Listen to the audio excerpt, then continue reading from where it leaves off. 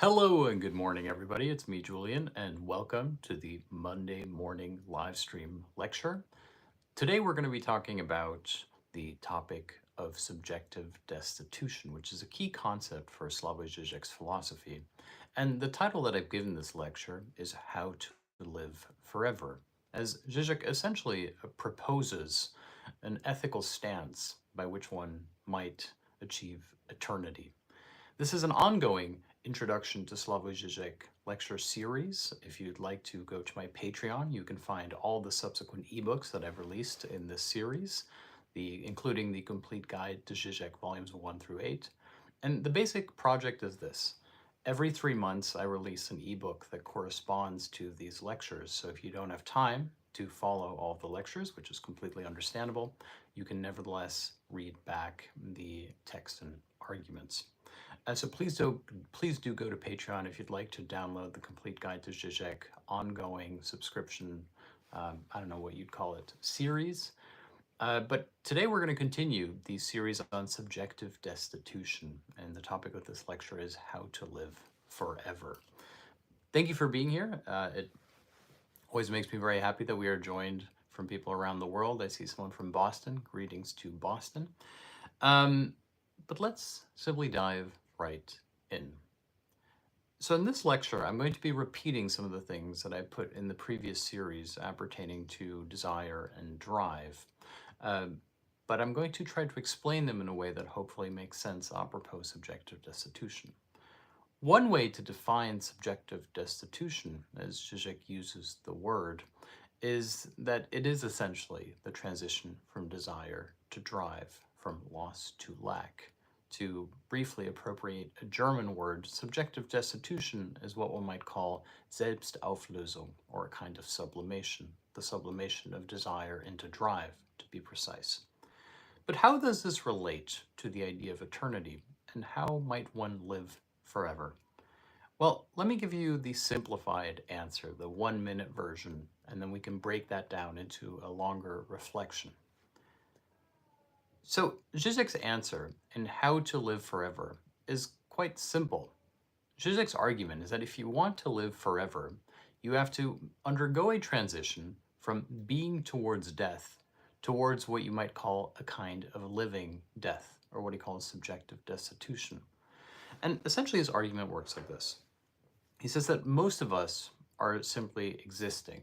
Most of us are simply chasing small highs, whether it's buying a new car or playing a video game. Most of us are anxious and depressed, and we feel like life should be about something, it should have some meaning, and yet we're simply going through the motions. Every day is exactly the same, as it were. And Žižek says that as long as you're living in this way, as long as you're simply chasing objects of desire, you will remain forever anxious, forever finite. The transition that Žižek argues for is that if you can eliminate this type of desire and instead work on the level of drive, that you will achieve a kind of eternity. Not immortality, as in you can never die, but instead living in a moment that appears to you no longer bound to the finite horizon of being towards death. It feels as if you are living forever. To give you an example, this is also true when it comes to love. When you are in love, it feels like as long as you are with your partner, there is no time. In fact, I think it's Borges who has a wonderful line where he says, there are 2 ways of measuring time, when I'm with you and I'm without you. And when I'm with you being the absence of time, why count time if I am already with you? In other words, the Selbstauflösung, the sublimation that occurs within romantic love, is a form of living forever, or at least feeling like one lives forever. Likewise for Žižek, when it comes to a creative act or your work, we have here a kind of living forever. If you live to paint, if you live to philosophize, if you do something that you would be willing to die for, as it were, you properly access life. And Žižek's basic argument here is that living forever isn't working hard, hoping that your work will someday be recognized so that you will achieve a kind of eternity once you're already dead, like you will live on in people's memory. This is something that can't be predicted and is bound to fail. In fact, if you were working, hoping to someday be remembered and thereby to become eternal, you would nevertheless be bound to desire. In other words, you would be living like a finite being. Instead, eternity proper, true eternal bliss or immortality, is achieved precisely when you work on the level of pure drive, pure repetition, when you are doing it for the sake of its own being. In fact, I would like to add to this that one of the most important things in life is to enjoy doing things for the sake of doing them.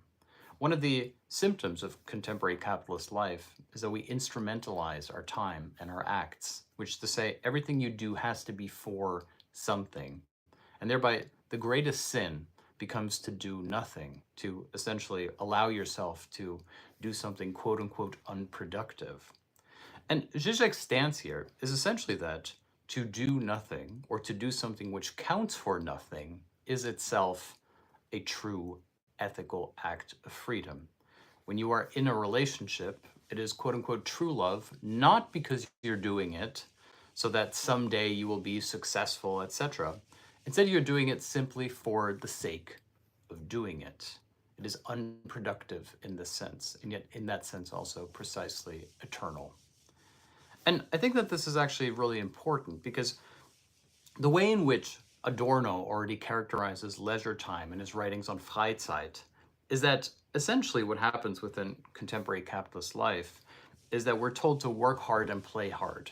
In other words, save up and work hard so that someday you can retire and live out your dream life.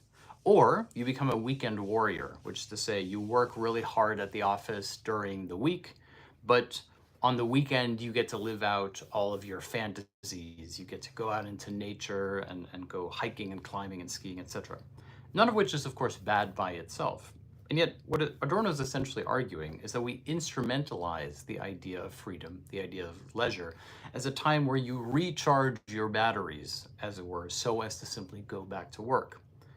Instead, true immortality, to live forever, is to do something for the sake of doing it. If you paint something, if you go for a walk, if you share a meal with your partner or your friends, these are not things that you are doing for something. You are doing them for the sake of doing them. In fact, Žižek argues that in what he calls the biopolitics of contemporary capitalism, everything thereby becomes neutered into an instrumentalized form. For example, sex is really good for your health because it promotes a healthy heart, etc. Here we've instrumentalized sex into a practice that contributes to your well-being, but we've also neutered its most revolutionary content, namely the fact that you would lose yourself to it, that it represents a moment of sublimation.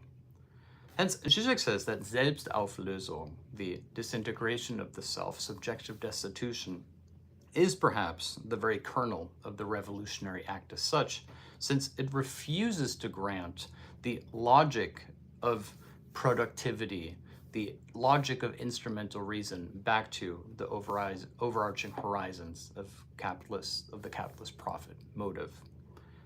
Now, I'd like to take a step back here to focus a little bit more on what I said before, which is the transition from desire to drive.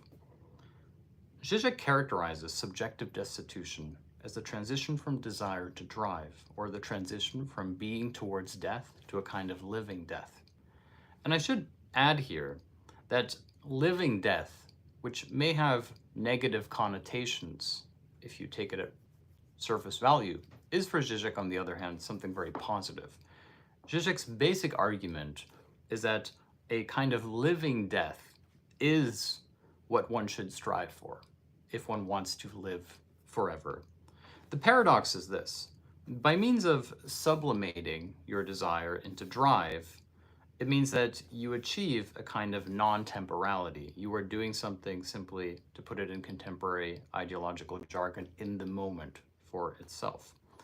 And here it helps perhaps to define what Žižek means by desire, lest we attribute to him, and thereby to Lacan, a Buddhist motive. Žižek's argument is not Buddhist in that he's not advocating that one forego desire completely. Instead, Žižek argues that one sublimates desire. Now, what's the difference between foregoing something and sublimating it? Well, I'll give you Freud's example for sublimation. Freud talks about a young child who has strongly sadistic tendencies, who enjoys chopping off the tails of stray dogs. A horrible image, of course. And yet, that child one day grows up to become a successful surgeon, contributing to society.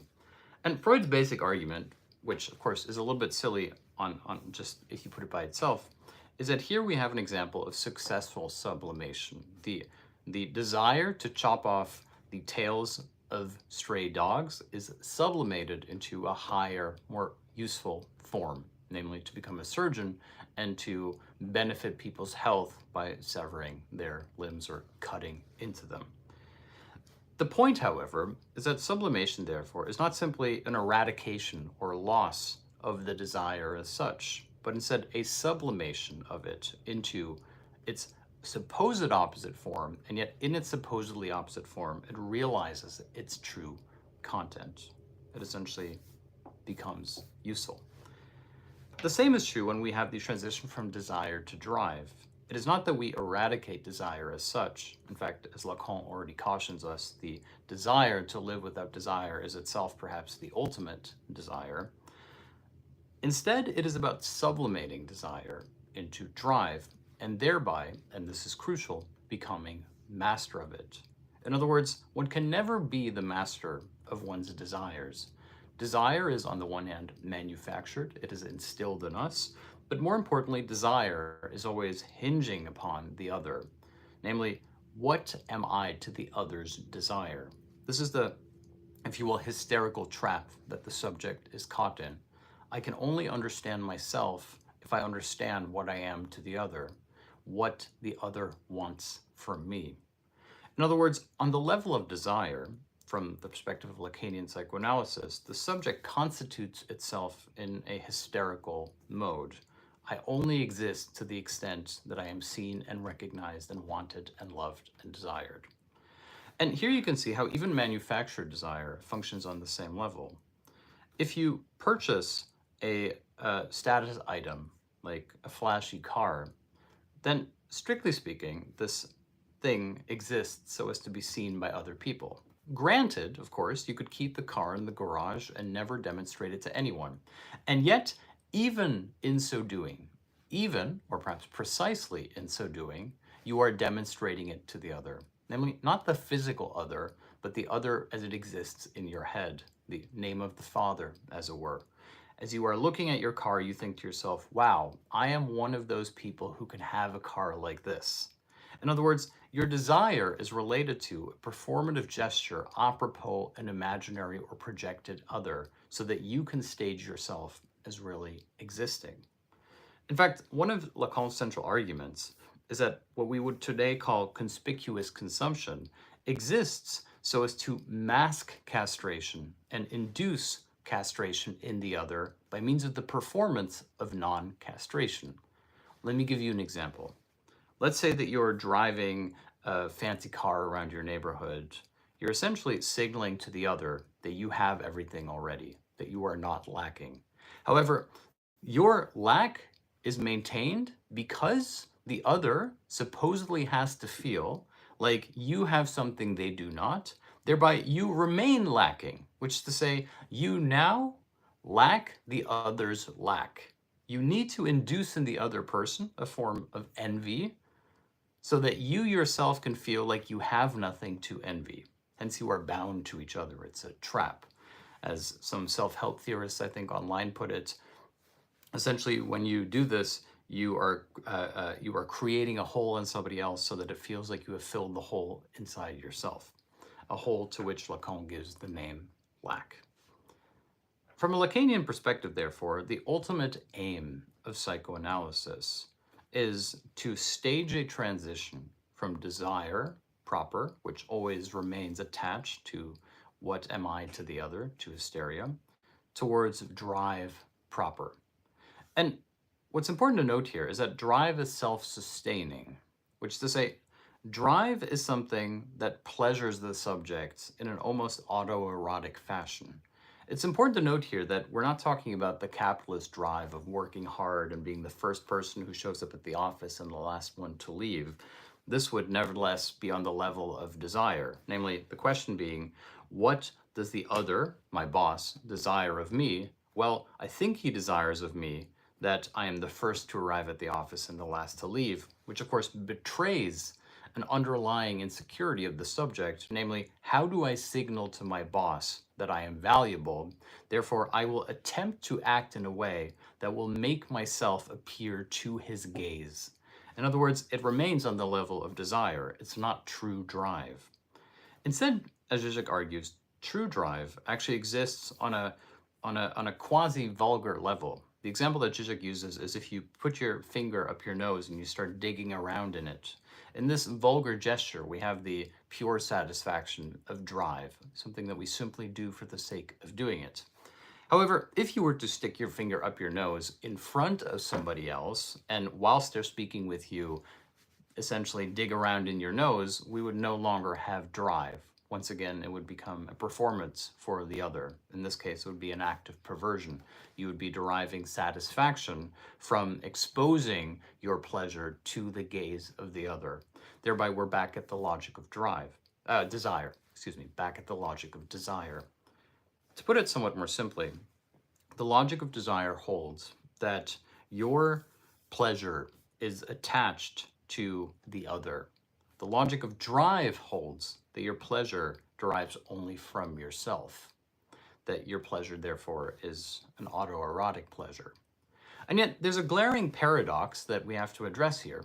If your desire is autoerotic, if it simply is for you, for the sake of its own being, desire for desire's sake, as it were, then how can it nevertheless be sublimated? How can it nevertheless be functional, something that exists for the world and thereby betters the subject? Because on a surface level, if drive simply exists so that the subject might pleasure himself, then we don't really have sublimation that takes place, right? Well, the answer that Žižek has here is that, strictly speaking, and this is quite important, and I don't think I've mentioned it before, is that, strictly speaking, the sublimation that occurs in the transition from desire to drive is not for the subject of drive.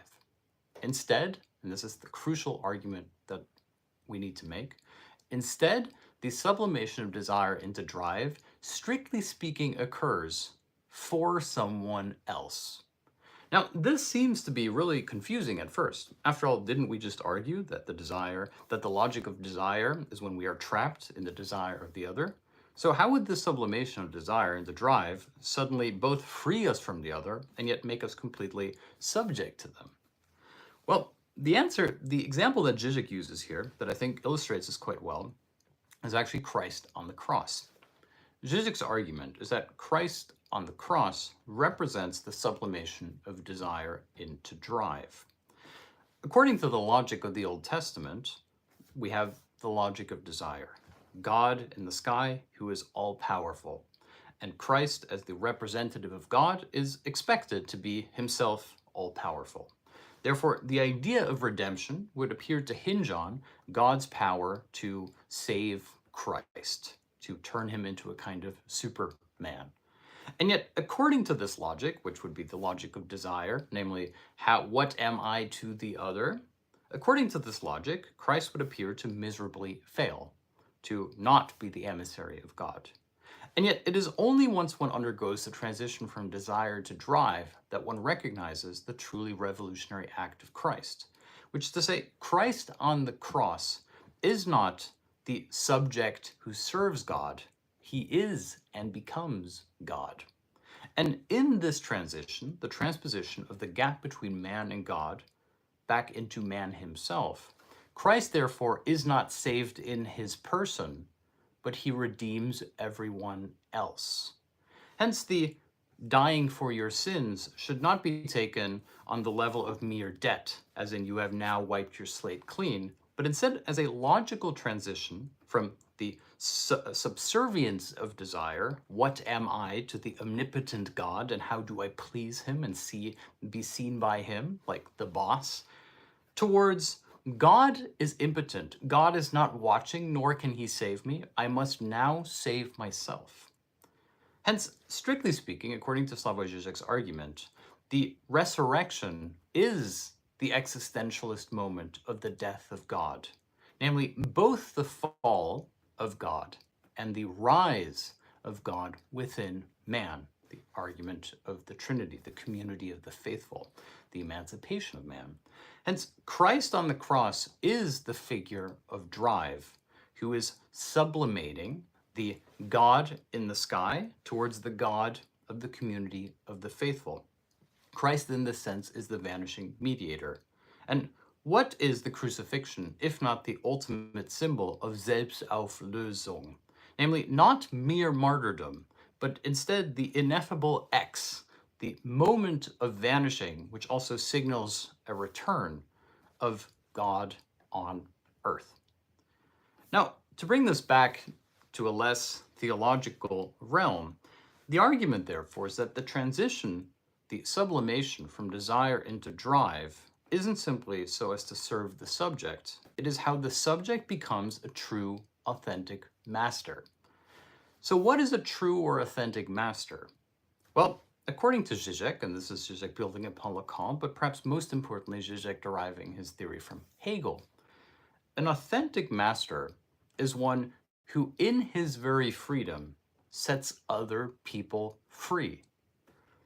A true master is man unbound who, in his freedom, allows other people to free themselves. The crucial distinction here is that master, man as master, is not the one who literally sets other people free, who severs their chains. It is that the figure of master in his freedom allows others to become free themselves. The example that I've given before, if you'll forgive me the repetition, is the character of Luffy in the manga and anime series One Piece. Luffy is the authentic master. He is truly unbound and free. He does not want to become Pirate King for money or status. He simply wants to become Pirate King so as to be the most free. In other words, he wants to live a life that is eternal, that is unbound, that is not on the level of desire, namely what I can't have or who I am to others. Luffy is indifferent to how others see and perceive him, but instead a life of drive, a life that is fully and completely dedicated to the pursuit of freedom, which therein and thereby is always already free. And Luffy, therefore, does not have to go around being the savior who sets other people free by means of his powers. Instead, in his very abundant joy and freedom, in his recklessness, in his willingness for sacrifice, in his madness, as it were, his refusal to give in to instrumental reason, he allows other people to see and imagine a world in which they themselves might be free as well, thereby freeing and liberating themselves. Hence, Luffy is here a Christ-like figure, not in that he is the Messiah who comes to save us and bring us to God, but that he is the one who is free from desire and who exists purely on the level of drive, and in this very freedom, in this very immortality, creates an opening through which we might become free ourselves. Hence, the authentic master isn't simply the one who only lives for himself, who has undergone the sublimation of desire into drive. Instead, the authentic master is the one who essentially sets other people free by means of showing them how it's done. And I think it's important to note here that this can take place on many different levels. For example, if you're an artist and you feel depressed because everything you make is subject to the art market and what's popular, etc. Every once in a while, an artist will emerge who is completely free, who is not working at all for the market. And in his disregard for the art market, he becomes a man of genius.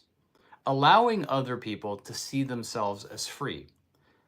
We practice self-censorship all the time. We constrain ourselves all the time to fit into what we believe other people want from us.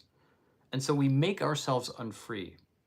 In fact, one of the existential dilemmas of contemporary alienated life is that we are more free than ever before, nominally so, and yet we make ourselves unfree. Hence, to be truly free is to practice a certain disregard towards what other people might think, what the expectations might be.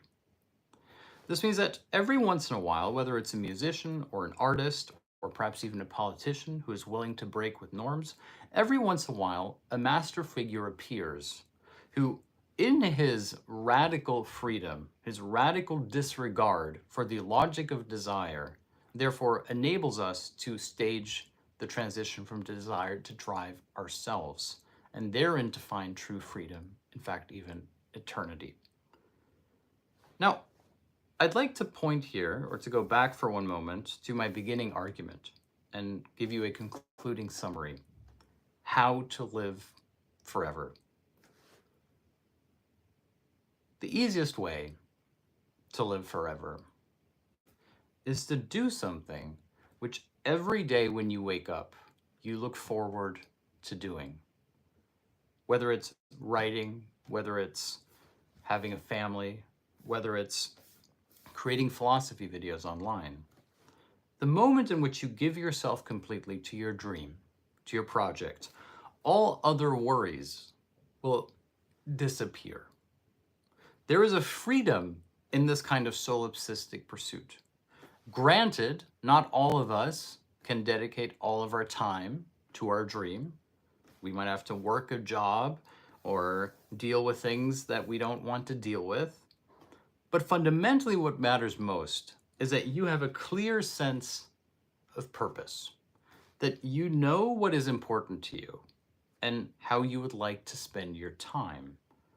In fact, I think it was Tolstoy who said in his mystical stage towards the end of his life that the key to happiness, if such a thing exists, is to know exactly what you want to do with your time, or as he put it, to know what is vital for you, what is less so, and what is absolutely unnecessary.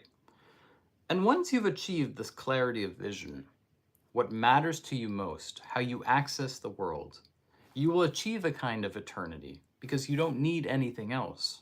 Like, as long as your needs are met, as long as you have a roof over your head and clothing to wear and some form of financial income, as long as you have that, you don't have to chase other people's dreams. You can live your own dream. Every day you get up and you dedicate yourself to what you think is the most important thing in the world. And if you do this, and if you accomplish this, you will find that you will set other people free. That other people will realize that it is possible to live a life like this. And they might start wondering why you're happy, why you're content.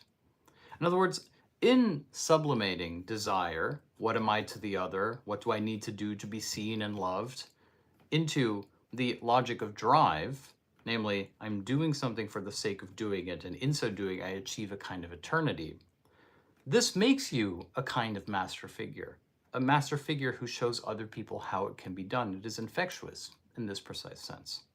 And of course, that is what a revolution is.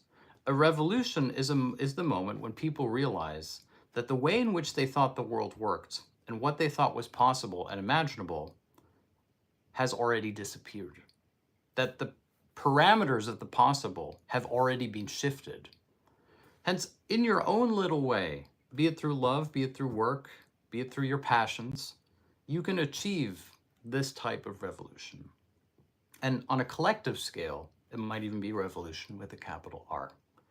And so Žižek's argument is that subjective destitution is the desublimation from desire into drive, from the state of being towards death towards a kind of living death. And in so doing, we become not only the master of ourselves, but perhaps more importantly, we become a master not of others, but a master who allows others to set themselves free as well. That is how Žižek argues that you can live forever. Thank you for listening to this short lecture. If you'd like to download my Intro to Žižek ebook series, volumes 1 through 8, and continuing, please do consider becoming a patron. None of this would be possible without your support. So thank you, and I will see you next time.